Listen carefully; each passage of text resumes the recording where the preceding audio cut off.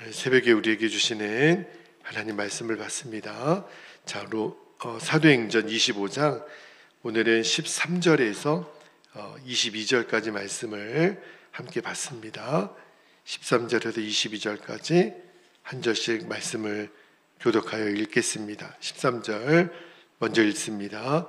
수일 후에 아그리빠 왕과 버니게가 베스도에게 문안하러 가이사랴에 와서 여러 날을 있더니 베스도가 바울의 일로 왕에게 구하여 이르되 벨릭스가 한 사람을 구류하여 두었는데 15절 내가 예루살렘에 있을 때에 유대인의 대제사장들과 장로들이 그를 고소하여 정죄하기를 청하기에 내가 대답하되 무릇 피고가 원고들 앞에서 고소사건에 대하여 변명할 기회가 있기 전에 내주는 것은 로마 사람의 법이 아니라 하였노라.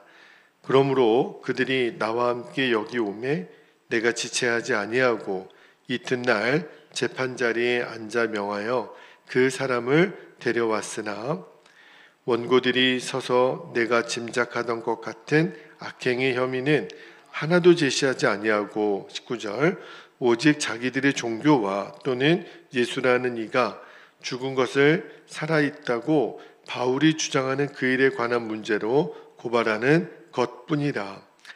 내가 이 일에 대하여 어떻게 심리하는지 몰라서 바울에게 묻되 예루살렘에 올라가서 이 일의 신문을 받으려느냐 한즉 21절 바울은 황제의 판결을 받도록 자기를 지켜주기를 호소하므로 내가 그를 가이사에게 보내기까지 지켜두라 명하였노라 하니 아그리빠가 베스도에게 이르되 나도 이 사람의 말을 듣고자 하노라. 베스도가 이르되 내일 들으시리이다 하더라. 아멘. 하나님 말씀입니다. 자, 오늘 새벽에는 설교 제목이 좀 우울하죠. 복음이 무시당하는 세상에서라는 제목으로 말씀을 좀 나눌게요. 자, 사도행전 25장에 들어와서 한 인물이 등장합니다. 이제 유대에 부임한 새 총독으로 부임한 베스도라는 사람이 등장을 해요. 여러분, 유대인들은 참 집요하죠. 복음을 전하는 바울을 어떻게 해서든지 죽이려고 베스도에게 계속 요청을 하는 거예요. 근데 이 베스도도 굉장히 정치적으로 이해관계가 아주 뚜렷한 사람이에요. 그래서 유대인들과 좋은 관계를 맺으려고 그렇게 하려고 했어요. 베스도도 이제 바울에게 적당한 죄를 정해서 그를 이제 죽이는 쪽으로 몰아가려고 했는데, 근데 문제가 생긴 거예요. 베스도가 바울을 조사해 보니까 이게 그렇게 간단한 문제가 아닌 거예요. 여러분, 당시에 로마법으로 죄를 정해서 그를 사형을 내리든지 법을 집행하려면 적절한 죄목이 있어야 되는데 베스도가 보니까 로마법으로는 바울을 죽일 죄목을 찾을 수가 없는 거예요. 실은 빌라도의 재판 때도 예수님을 죽일 죄목이 사실은 로마법으로는 없었어요. 그러니까 바울도 똑같아요. 베스도가 보니까 도무지 이 사람은 죽일 만한 근거가 없는 거예요. 그래가지고 이런저런 고민을 했었죠. 그래서 바울에게 차라리 그럼 너 예루살렘으로 가서 신문을 받으라. 그런데 사도 바울이 내가 이제 로마 시민권자다. 내 그렇게 하지 않겠고 내가 황제 가이사에게 내가 항소하겠다. 그래가지고 이제 바울이 이제 로마로 이제 가게 되는데, 자, 근데 이 베스도의 고민이 뭐냐면 황제에게 보내더라도 사도 바울에게 죄목을 정해야 돼요. 도대체 이 사람이 무슨 죄로 이제 기소를 당했고 또 어떠한 죄로 지금 압송당하는지. 근데 아무래도 이 베스도가 도무지 죄목을 못 정하고 고민을 하고 있는 때에 그 유대의 분봉왕이었던 아그리빠가 이제 예방차 가이사랴로 온 겁니다. 그래서 이제 막 이 베스도가 그 아그리빠에게 내 고민이 있다. 이 고민을 지금 토로하는 내용이 오늘 본문이에요. 그래서 이 유대왕 아그리빠가 왔을 때 베스토가 사도 바울의 재판권에 대해서 의논하면서 이렇게 협조를 요청하죠. 그때 베스토가 사실은 굉장히 중요한 언급을 해요. 자, 오늘 본문에 18절 19절을 다시 한번 좀 볼게요. 18절 말씀에 보면 원고들이 서서 내가 짐작하던 것 같은 악행의 혐의는 하나도 제시하지 아니하고 19절 보세요. 오직 자기들의 종교와 또는 예수라는 이가 죽은 것을 살아있다고 바울이 주장하는 그 일에 관한 문제로 고발하는 것뿐이라. 이게 무슨 말이냐면 지금 베스토가 보니까 유대인들이 하도 바울을 죽여야 된다고 하니까 처음에는 이 바울이 굉장히 흉악한 사람이구나 생각했는데 한번 조사해 보니까 그게 아닌 거예요. 유대인들의 주장에 의하면 바울이 어떤 일을 했냐면 예수라는 사람이 죽었다가 다시 살아났다. 그 이야기를 사도 바울이라는 사람이 전하는 것뿐이더라는 거예요. 그러니까 이것은 로마법으로는 도무지 무슨 죄라고 할 수가 없는 거죠. 근데 저는 이 말씀에 이 베스토의 말을 잘 들어보면 물론 이 사람은 유대인이 아니고 이방인이니까 복음에 대해서 잘 몰랐겠죠. 그런데 사실은 이 베스토의 말을 잘 곱씹어서 읽어보면 주님의 복음이 십자가 복음이 굉장히 무시당하고 있다는 것을 보게 되는 거예요. 여러분 예수님이 죽었다가 다시 살아났다. 이 부활의 복음이 베스토가 생각하기에는 아무것도 아니라는 거예요. 우리는 너무너무 예수님의 부활이 놀랍잖아요. 그런데 베스토가 지금 어떻게 지금 비아냥거리는 거냐면 예수라는 사람이 죽었다가 다시 살아난 일이 뭐가 그렇게 대단한 거냐고. 그 시시한 거 말도 안 되는 종교 논쟁 아니냐. 이게 지금 베스토가 부활에 대한 반응이고 그리고 지금 현재 우리가 살고 있는 이 세상 사람들이 부활의 복음에 대한 반응이에요. 웃기지도 않는 소리 하지 말라고, 말도 안 되는 소리 하지 말라고. 여러분 예를 들어 우리나라가 일제에서 해방되었다, 우리나라가 독립이 되었다. 그러면 이 이야기를 처음에 들었을 때 그래요, 뭐 그런 일이 있나요? 이렇게 반응하는 사람은 없죠. 얼마나 깜짝 놀랄 일이에요. 정말입니까? 진짜 그런 일이 일어났습니까? 그죠? 그것이 사실입니까? 확인하고 또 확인해야 되는 게 당연한 거잖아요. 지금 바울이 전하는 복음이 뭐예요? 예수님이 죽었다가 부활했다. 그 사실을 지금 전하는 건데 모든 인류가 부활하게 되는 이 놀라운 구원의 소식을 들으면서도 이 베스토는요, 그게 아무것도 아닌 거라는 거예요. 사실은 진짜 충격은 이거죠. 지금 이게 오늘날 많은 세상 사람들의 지금 상황이에요. 여러분 베스토가 어떤 사람이냐면 나중에 사도 바울 보고 너 미쳤구나 그렇게까지 얘기했던 사람이에요. 아그리빠 왕에서 바울이 이제 증언하거든요. 예수님 부활하셨고 나는 부활하신 예수님을 만난 사람이다. 내가 다메섹 도상에서 예수님을 분명히 만났다 증언하니까 우리가 다음 장에서 보겠지만 사도행전 26장 24절에 보면 이렇게 얘기합니다. 24절에 바울이 이같이 변명하매 베스토가 크게 소리내어 이르되 바울아 네가 미쳤도다. 너의 많은 학문이 너를 미치게 한다 하니. 이제는요 베스토가 아예 바울을 어떤 취급해요? 미친 사람이라고. 여러분 지금 바울이 어떤 수모를 당하고 있어요? 요 앞전 총독 벨리스 총독 때는 2년 동안 이 가이사랴에서 억울하게 감옥에 갇히고 이 베스토에게는 미친 사람 취급받아요. 그런데 지금 사실은 보면 바울이 무시당하는 것 같잖아요. 우리가 보기에는 그게 아니에요. 실은 예수님의 십자가 복음이 무시당하는 거예요. 세상 사람들에게 그까지 복음이 뭐가 대단하냐고, 예수가 부활한 게 뭐가 그렇게 대단하냐고. 실은 주님의 복음이 지금 무시당하고 있는 거예요. 그런데 이 문제가요, 당시만의 문제가 아니에요. 지금도 저와 여러분은 부활을 믿죠. 여러분, 얼마나 부활이 놀라운 일입니까? 예수님을 믿어 우리는 영생을 얻었잖아요. 누구나 부활의 주님을 만나면 그 인생이 바뀌거든요. 그런데 이 세상은요, 충격을 안 받아요. 그래서 우리가 부활절날 예수님 부활하셨습니다. 부활날은 나눠드리고 부활절 계란을 나눠드려도 그냥 계란은 받아 먹지만 예수님 부활한 게 나랑 무슨 상관이야, 이렇게 나오거든요. 여러분, 이제 이 복음이 무시당하는 세상에서 제가 오늘 설교 제목을 그렇게 정했다 그랬잖아요. 우리는 어떻게 믿음을 지켜야 되죠? 우리 주변에 있는 세상 사람들은 예수님이 부활했다고 눈 하나 깜짝 안 해요. 그러면 이런 상황에서 우리는 어떻게 믿음을 지킬 수 있는 거죠? 하나밖에 없어요.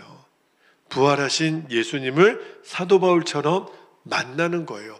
예수님이 부활했다라는 사실을 듣고 아는 차원이 아니라 내가 그 부활하신 예수님을 만나면 세상 사람들이 복음을 무시하고 조롱해도 상관없어요. 왜? 나는 부활하신 예수님을 만났으니까. 그죠? 조금도 위축될 게 없어요. 여러분, 부활하셨다는, 예수님이 부활하셨다는 복음을 그저 듣기만 한 사람은요, 이 세상에서 담대하게 내가 믿는 복음을 선포하지 못합니다.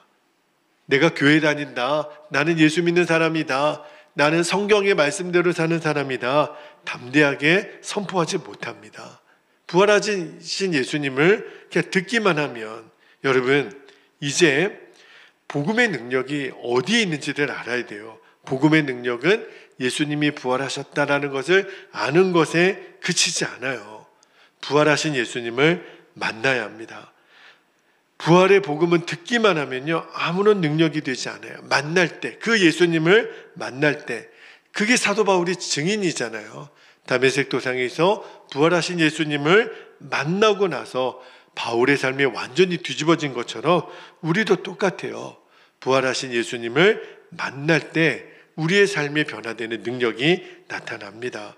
여러분, 근데 오늘 복음의 본문에 보면 베스도는 그 예수님 부활하신 복음을 바울이 증언하죠. 그걸 듣고도 무시하고 조롱하는 거예요. 근데 바울은 애가 타는 거죠. 모든 것을 걸고 예수님 부활하셨다, 그 복음을 전하는데, 그래서 감옥에까지 가는 이 위태로운 지경에 놓이게 되잖아요. 도대체 바울은 어떻게 이런 심정까지, 이렇게 죽음의 위협 앞에서도 그렇게 예수님의 복음을, 부활의 복음을 전하나? 예수님을 만났으니까 전하지 않을 수가 없는 거예요. 그래서 로마서 1장 16절에 바울이 이렇게 고백하잖아요. 내가 복음을 부끄러워하지 아니하노니 이 복음은 모든 믿는 자에게 구원을 주시는 하나님의 능력이 됨이라. 먼저는 유대인에게요, 그리고 헬라인에게로다. 무슨 차이가 있는 거죠? 여러분, 부활하신 예수님을 만났나, 듣고 알기만 하나, 그 차이예요. 예수님의 부활을 믿고 분명히 예수님을 만난 사람에게는 변화의 능력이 나타나요. 여러분, 베드로 사도에게 물어보세요. 당신은 예수님을 3번이나 부인했는데 어떻게 위대한 사도가 됐습니까? 베드로가 뭐라고 얘기하겠어요? 내가 부활하신 예수님을 만났기 때문입니다. 도마에게 물어보십시오. 당신은 그렇게 의심이 많았는데 어떻게 충성스러운 종이 되고 순교자가 될 수 있었습니까? 도마도 이렇게 대답할 거예요. 내가 부활하신 예수님을 만났기 때문입니다. 스데반 집사님에게도 물어보십시오. 당신은 어떻게 돌에 맞으면서도 얼굴이 천사와 같이 되며 사람들을 용서할 수 있었습니까? 스데반 집사가 이렇게 대답할 거예요. 하늘이 열리고 나를 저 하나님 보좌에서 내려다 보시는 예수님을 보았기 때문입니다. 한결같이 그 살아계신 부활하신 예수님을 만난 사람들의 증언이에요. 이 부활하신 예수님을 만난 사람은 삶이 달라요. 완전히 인생이 바뀝니다. 세상이 어떻게 말해도, 조롱하고 무시해도 흔들림이 없어요. 왜?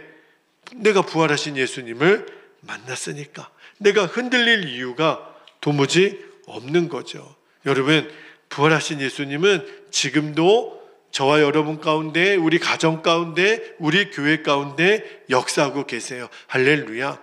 기독교 2000년 역사가 그 증거예요.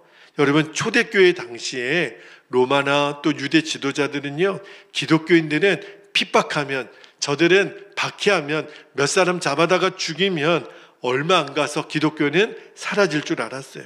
그런데 아무리 사도들을, 예수 믿는 사람들을 잡아다 죽이고 옥에 가두고 고문하고 죽여도 교회는 더 부흥하는 거예요. 복음은 더 확장되는 거예요. 왜 그런 줄 아십니까? 이 교회 부흥과 전도의 역사는 사도들에 의해서, 성도들에 의해서 되는 것이 아니라 부활하신 주님이 친히 교회를 부흥케 하시고 전도하게 하시고 계셨기 때문에 그래요. 우리 베델교회도 똑같습니다. 우리 베델교회 부흥의 키는요, 우리에게 있지 않아요. 예수님 그분에게 있어요. 부활하신 예수님이 주님의 몸된 교회를 붙잡고 계시고 이 교회를 부흥케 하시고 이 교회를 통하여 하나님의 복음이 흥왕케 하며 이 익산 땅에 하나님의 나라가 오게 하실 줄로 믿습니다. 주님이 하시는 거예요. 근데 당시의 권세자들은 몰랐죠. 예수 믿는 사람들만 잡아 죽이면 기독교는 끈짝날 줄 알고 천만에 만만해요. 주님이 살아계세요. 부활하신 주님이 우리와 함께 계세요. 때때로 교회가 몇몇 사람들에 의해서, 지도자들에 의해서 막 무너질 것 같은 위기를 당할 때가 있어요. 그러나 여전히 교회 안에 새 생명 구원의 역사는 계속됩니다. 기도는 계속되고 새 부흥은 임합니다. 왜요? 교회는 몇몇 사람에 의해서 움직여지는 게 아니에요. 사망 권세를 이기신 예수님 그분이 교회를 지키시고 움직여 가시는 거예요. 저는 믿습니다. 하나님은 마지막 때가 되면 될수록 하나님께서 쓰실 수 있는 도구는 딱 하나밖에 없어요. 주의 몸된 교회입니다. 주님은 교회를 붙들고 계시고 이 교회를 통하여 영혼을 구원하고 생명의 구원 방주로 삼으세요. 마지막 때는 주님의 교회들이 구원의 방주의 사명을 감당하는 거예요. 그러므로 우리가 이 새벽에 기도할 때 오늘도 부활하시고 살아계신 예수님을 바라보게 되기를 축복합니다. 우리가 아무리 육신이 연약하고, 어제 우리 교우들에게도 많이 아프신 분들이 계세요. 그래서 제가 5분의 기도 제목을 올려드렸는데 지금은 당장 우리의 몸이 아프고 연약하고 정말 힘들죠. 그러나 사랑하는 성도들에게 부탁을 드립니다. 그때일수록 부활하신 예수님을 바라보는 거예요. 부활하신 예수님을 만난 사람에게는 그 어떤 것도 우리를 잡아가둘 수가 없어요. 질병의 권세가 있습니까? 예수님 부활하시고 나도 부활할 건데 할렐루야. 그러면 새 힘을 얻고 우리의 믿음을 지키고 이제는 이 세상을 변화시키는 사람이 되는 거예요. 그러나 그 부활하신 예수님을 바라보지 못하면, 그러면 예수를 믿는다고 하면서도 우리 스스로가 예수를 무시하는 삶을 산다니까요. 여러분, 세상 사람들이 예수님의 부활을 믿는 우리들을 무시하는 거는 모르니까 이해해야 한다고 하지만, 우리는 예수님 부활하셨고 또 예수님이, 부활하신 예수님이 우리와 함께 한다고 그렇게 말은 하면서도, 근데 실상은요, 우리 부부싸움 하나 해결이 못해요. 교회 안에 막 교회끼리 이 교단 정치하는 싸우는 걸 보면 우리가 진짜 부활하신 예수님을 믿는 거 맞나? 죄 문제 하나 이기지 못하고, 낙심 하나 이기지 못하고, 이런 내가 진짜 부활하신 예수님을 믿는 거 맞나? 어떤 때는 내가 부활하신 예수님을 무시할 때가 많거든요. 왜 그렇죠? 그 부활하신 예수님을 바라보지 못하니까. 내가 오히려 복음을 무시하는 삶을 산다니까요. 기가 막힌 일이에요. 그래서 내일 새벽에는 말씀을 한 번 더 전해야 될 것 같아요. 정말 나는 예수님의 부활을 바라보고 있는 사람인가? 어떻게 알지요? 그 말씀을 내일 한 번 더 전하고 싶어요. 진짜 내가 부활하신 예수님을 만난 사람인가, 예수님을 바라보고 있는 사람인가를 어떻게 알 수 있는지는 제가 내일 한 번 더 말씀을 나누도록 하겠습니다. 이제 우리 기도의 자리로 나아갑니다. 2가지 기도 제목을 여러분과 좀 나누고 기도하겠는데, 첫 번째 기도 제목은 지금 복음이 세상에서 무시당하잖아요. 그때 우리가 믿음을 지키는 유일한 길은 하나밖에 없어요. 부활하신 예수님을 만나는 겁니다. 주님, 바울이 부활하신 예수님을 만난 것처럼 나에게도 부활하신 예수님을 분명히 만난 체험을 주시옵소서. 이렇게 기도하시고, 두 번째는 예수님을 만나는 분명한 눈이 뜨이는 거예요. 그러면 나도 살고 가정도 살고 이 세상도 변화시키는 부활의 증인이 되게 하시는 겁니다. 주님, 이 눈이 열려지게 되기를, 나를 바꾸고 세상을 바꾸는 부활의 증인으로 우리 베델교회와 모든 성도들이 서게 하여 주시옵소서. 우리가 이 기도 제목을 붙잡고 주님의 이름을 간절히 부르신 후에 통성으로 기도하겠습니다. 주여